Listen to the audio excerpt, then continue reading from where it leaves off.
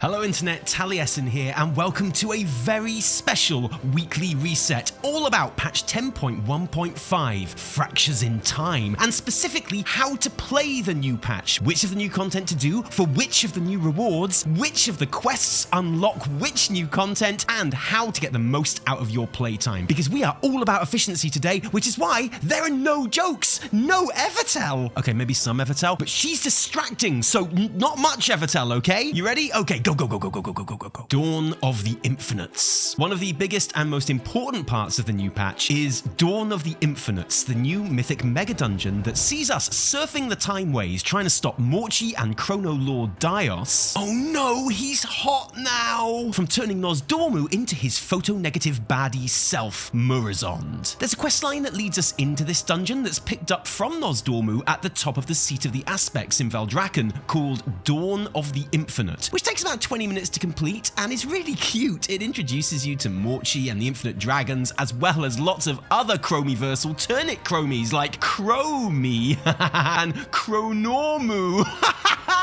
But don't worry, because that kind of punnage fills you with dread. This questline is completely optional. You can happily enter the instance for Megadungeon fun times whether you do it or not. There's not even any rewards attached to it beyond a handful of flight stones. It's just for story and flavour. And that flavour is strong overtones of Chromie with hints of Chromie and a strong Chromatus aftertaste. The dungeon itself is tougher than your average Mythic 5-man and awards level 337 hero loot, basically on a par with the best stuff that'll drop in Heroic Aberrus, which can be easily topped up to 441 with just one Aspect's crest. Weirdly, some of this gear is labelled Divergent and features extra new secondary stats: Demonbane, Scourgebane, Timestrike, and Spirit. And at the time of writing, just a few days before the patch goes live, we don't know what these do. Presumably, Spirit gives a bit of extra mana, Demon's Bane does extra damage against demons,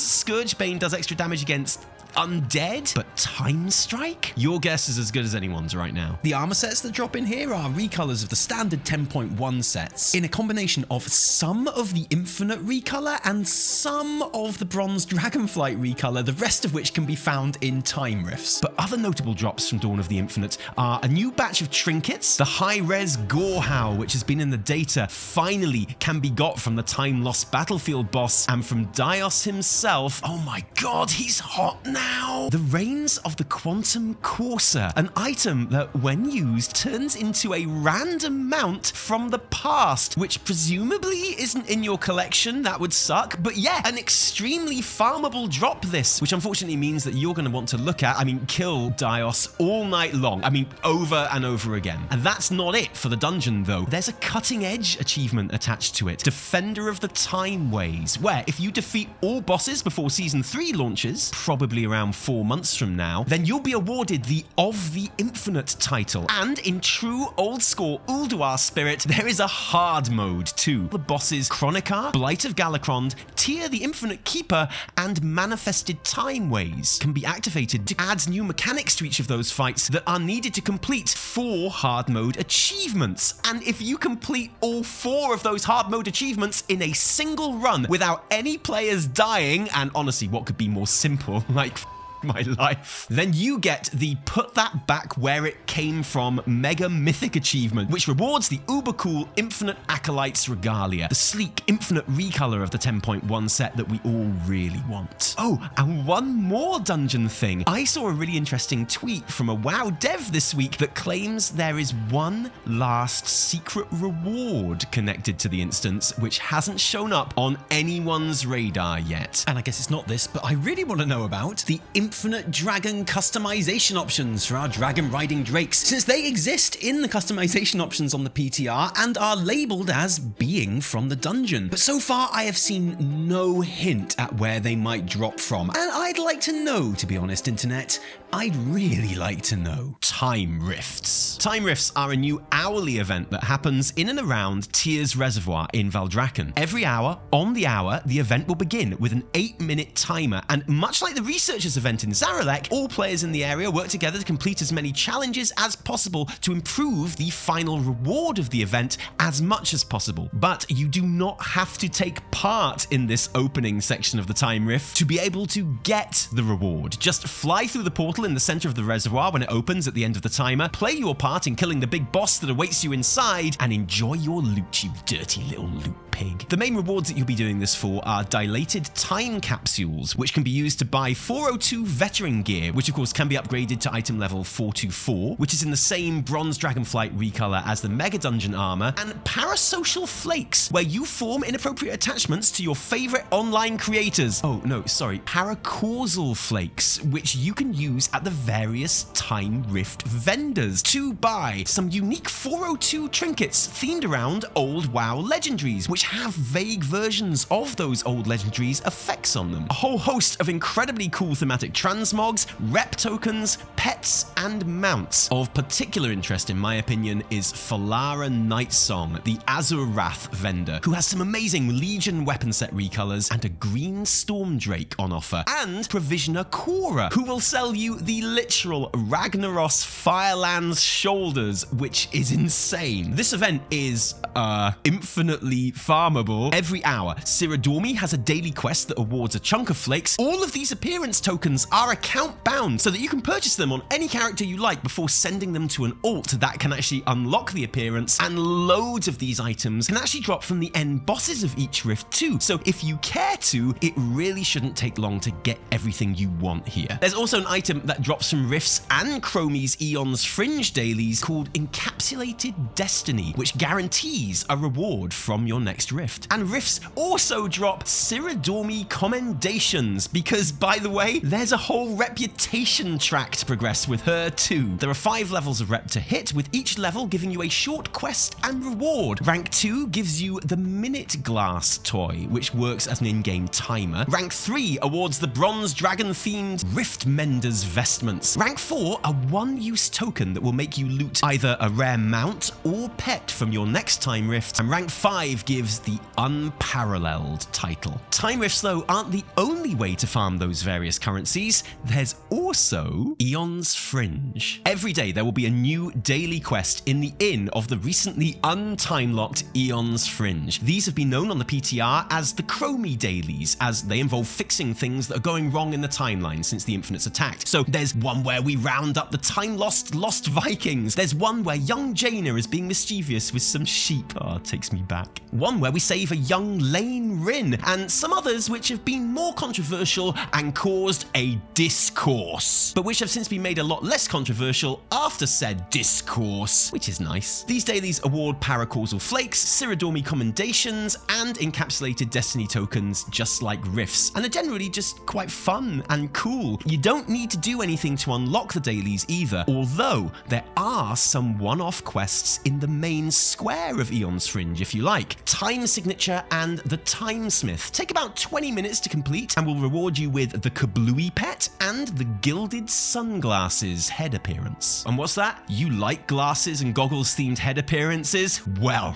have I got the reward for you. The Kalimdor Cup. Starting in August, there are 16 new dragon racing courses available on the old world continent of Kalimdor in 10.15. Pick up the quest from your usual racing buddy, Lord Andastraz, who will send you over there for low poly, high speed thrill rides through just about every zone for the usual bronze, silver, and gold achievements for completing the courses in normal, advanced, and reverse versions. But not only that, this time there's rewards too. Completing races in the cup nets you Riders of Azeroth badges, which can be used to purchase a few new dragon riding customizations, which I would probably classify as low-key, to be honest, and the extremely desirable Drake Riders Silks. Oh yeah. And we know there is going to be an Eastern Kingdoms version of this event in the future with a blue recolor of this set, because the Kalimdor Cup is a limited time, presumably semi-regular event. So if you want these particular silks, you've just got 2 weeks this time round. Whelp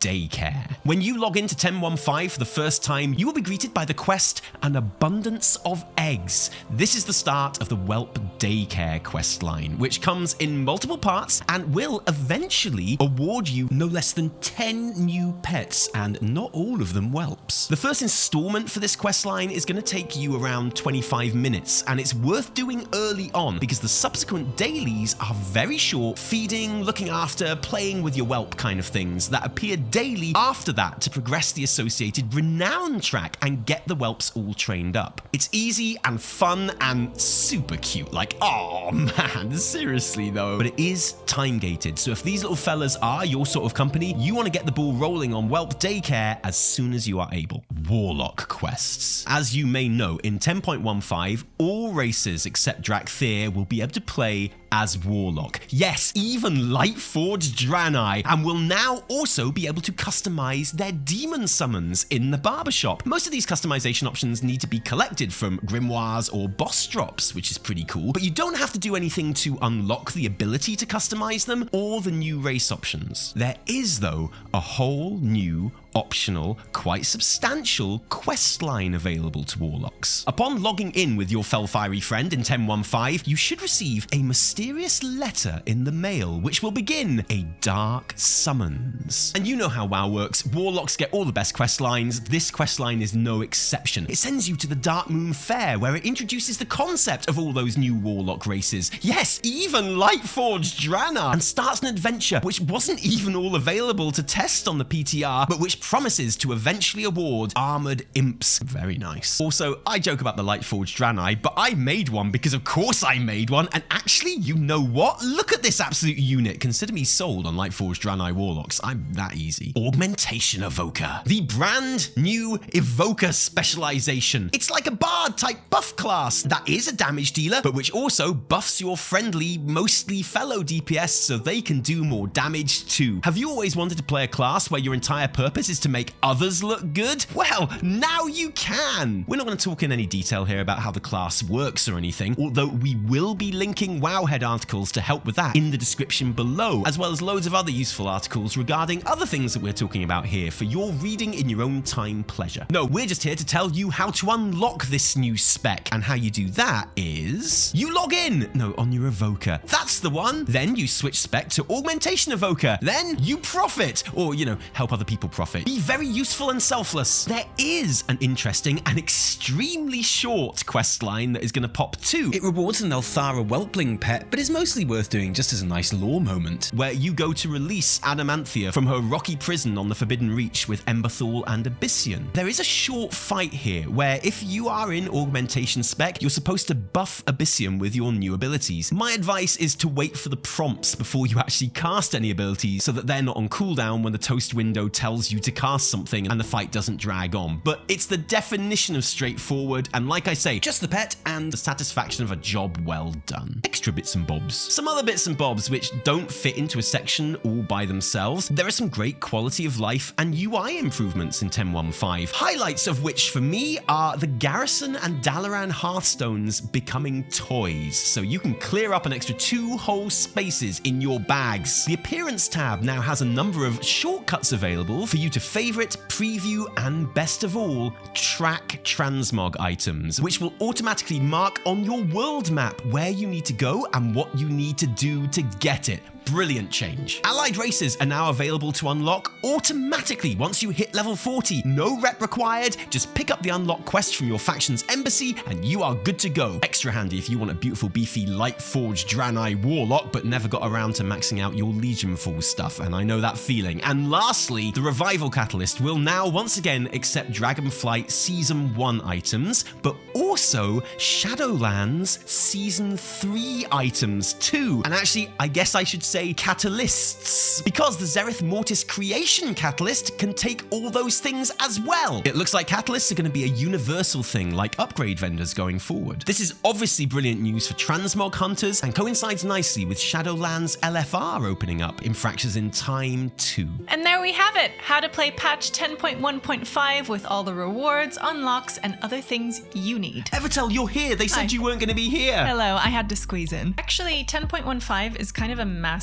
patch compared to what you'd usually expect. Yeah, I completely agree. I was looking at like patch notes for 9.15 and 8.15 and 7.15 from the past, and yeah, you're right. It's huge. It's massive and quicker than most of those other patches as well. In arriving, the cadence is fantastic. But enough of this nonsense. I said there wasn't going to be any Evitel in this video because you're too distracting. Look at you distracting me all over the place when I'm trying to finish the video. If you like this video, don't thank us. Thank our patrons who give their actual real life money to make all of our work happen. And patrons, thank you, because without you, there'd be a whole lot less Taliesin and Evitel. If you didn't like it, downvote the shit out of it. Remember, my name is Evitel. And my name is Taliesin. From me, Evitel. And Taliesin. Oh, almost gave ourselves away at the end there. Cheerio.